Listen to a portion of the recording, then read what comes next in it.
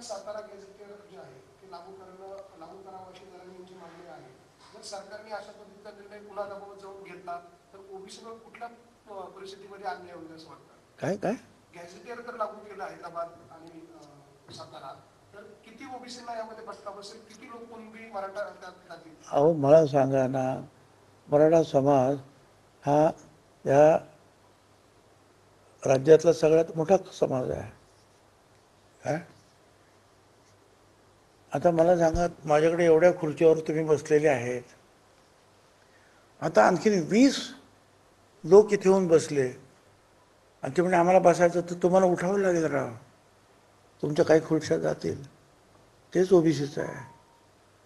ओबीसीच्या काही जागा जातील, काही नाही, बऱ्याचशा जागा जातील, पण तो समाज मोठा आहे. आणि अनेक ठिकाणी त्याचा उल्लेख रुलिंग कम्युनिटी म्हणून केलेला आहे, शासन करणारी जमात.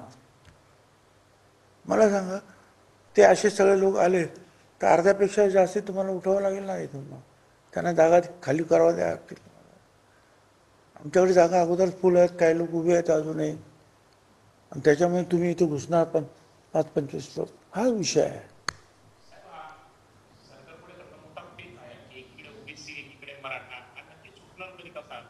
हे बघा, सरकार कुठल्याही दबावाखाली, कुठल्याही प्रेशर खाली, कारण आम्ही शपथच ती घेतो की आम्ही जे मंत्रिपदाचं काम करू, कुठली फिअर अँड फेवर, कुठलीही भीती आम्ही बाळगणार नाही. भीती आणि फेवर, आणि कोणाला मदतसुद्धा अशी करणार नाही. आता मग असे मोर्चे आले, त्यांना तुम्ही घाबरले आणि मग चुकीचे निर्णय घेतले तर मग याच्यावर हजारो केसेस झालेले आहेत हिंदुस्थानामध्ये, सुप्रीम कोर्टापर्यंत. हे सगळे तुम्ही बाजूला ठेवणार आहेत का, मोडून काढणार का? ते नाही मोडू काढू शकणार. कोण? हैदराबाद गॅझेटने मराठा आरक्षणाचा प्रश्न सुटणार नाही तर सरकारी शाळा आणि ज्या खाजगी शाळा त्यामध्ये फी त्यामध्ये असमानता आहे. शिक्षणामध्ये जी फी आहे, फी जी घेतली आहे ती कुठेतरी जर समान पातळीवर केली तरी देखील मराठा समाजाचा शिक्षणामध्ये लाभ होऊ शकतो. याचा अर्थ जो आहे त्यांना कदाचित माहिती नाही. शिक्षणामध्ये आज ओबीसीला जशी अर्धी फी माफ आहे तशी मराठा समाजाला सुद्धा माफ आहेच. एवढंच नाही, या समाजाला जे आहे आतापर्यंत जे आहे त्यांच्या ते सारथीच्या कार्यालयासाठी 2,548 कोटी रुपये देण्यात आलेले आहेत. कार्यालय त्यांची जी वसतिगृह बांधायचे आहेत त्याला 1,300 कोटी रुपये देण्यात आलेले आहेत, मुलांच्या मुलींची वसतिगृह.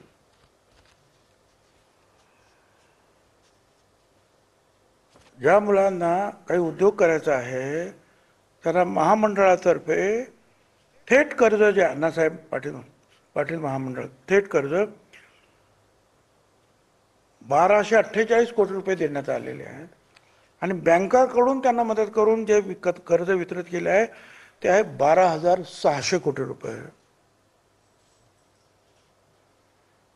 आणि आणखीन बरंच आहे, ते मी तुम्हाला महत्वाचं आहे. म्हणजे एक तर इतर मागास वर्ग जो हा एक मंडळ आहे, इतर मागासवर्गीय मंडळ, ओबीसी महामंडळ, त्याला 23 वर्षामध्ये 2,500 कोटी रुपये मिळाले. 3 वर्षामध्ये 25,000 कोटी रुपये ह्या एकाच कम्युनिटीला मिळाले.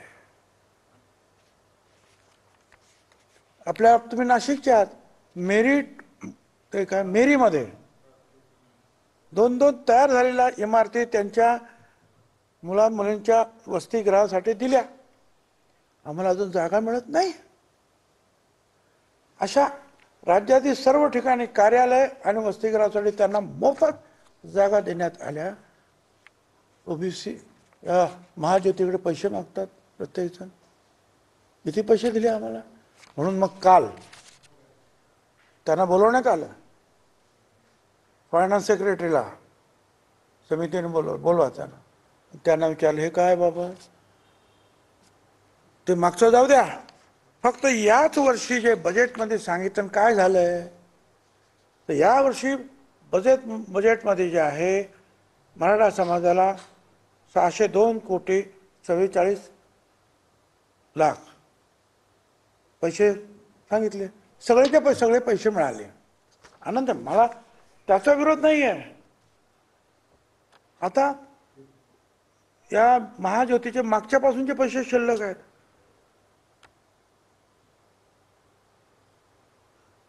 ते किती आहेत?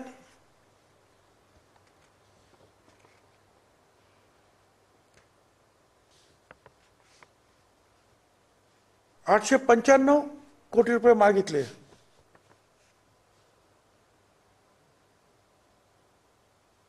त्यांना कट लावून दिले फक्त ₹267 कोटी.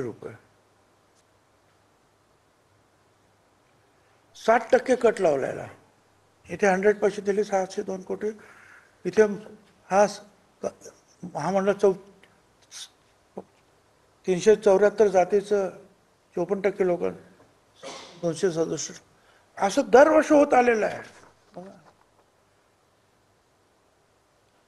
आम्ही आता जे काय म्हणतो आहोत, मंत्रिमंडळात अनेक वेळा मी मांडलं आणि मागणी अशी केली की आमचं म्हणणं असं की जे मराठा समाजाला देतात सारथीला ते आम्हाला ओबीसीला द्यायचं. आम्ही उलटं मागत आहोत. आणि याच्यामध्ये मी तुमच्या पुढे सांगतो असं नाही, मंत्रिमंडळासमोर अनेक वेळा मी हेच मांडलं, ते ज्यांना देता ते तुम्ही आम्हाला द्या. आणि मग तिथे 30 ऑक्टोबर 23ला हा एक निर्णय झाला शासनाचा. आणि त्याच्यामध्ये असं म्हटलं आहे की असे हे वेगवेगळे सारथी आहे, पार्टी आहे, असे सगळे वेगवेगळे जे आहेत समाजाचे जे आहेत, त्यांना समन्यायी भूमिका घ्यावी. त्यांना जे दिलं ते यांना द्यायचं, त्यांना द्यायचं, त्यांना द्यायचं. तुम्ही त्याच्यासाठी एक कमिटी नेमली. मुख्य सचिव महाराष्ट्र राज्य, secretary finance, secretary OBC, secretary आदिवासी विकास, सेक्रेटरी उच्च तंत्र शिक्षण, सामाजिक न्याय. आणि त्यांनी बघायचं की जे देताना वाटप करताना जे यांना दिले ते पण यांना पण मिळायला पाहिजे. त्याच्यासाठी आमचे म्हणजे हा कायदा सुद्धा तुम्ही रगडून टाकला, मोडून टाकला, तुमचाच निर्णय. आणि आजकाल आम्ही ते दाखवलं, तुम्हाला आत्ता पण दाखवलं खर्चाचं काय झालं. हा समन्याय आहे का? 806 कोटी तुम्ही तिकडे देतात, तिथे सांगितल्याप्रमाणे म्हणजे आता 602 कोटी रुपये दिले आणि इथे 267 कोटी रुपये. 60% कट लावला, तिथे 0% कट लावला. कुठला न्याय आहे? हे कुठे गेलं? काल आम्ही विचारलं, ते सेक्रेटरी होते ना अर्थ, त्यांना सुद्धा विचारले काय आहे हे. फक्त या वर्षाचं मी इतर मागास वाचून दाखवलं ते वेगळं आहे. त्यामुळे तुम्ही जे म्हणालात की शिक्षणाच्या बाबतीमध्ये जे ओबीसीला मिळते त्याच्यापेक्षा कैक पटीने जास्त सध्या मराठा समाजाला देण्यात येत आहे. हे मी या सगळ्या कागदपत्राचा पुरावा देऊन तुम्हाला सांगतो आहे.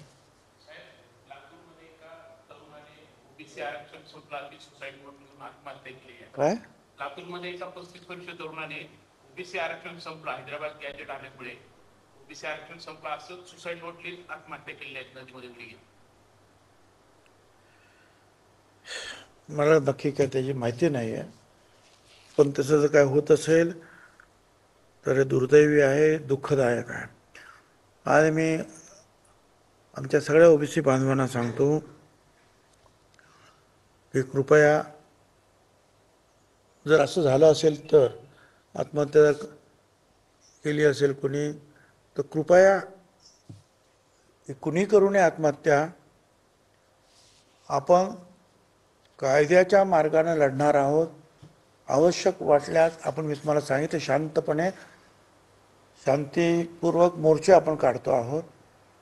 जे जे आपल्याला करता येईल ते आपण सगळं करतो आहोत.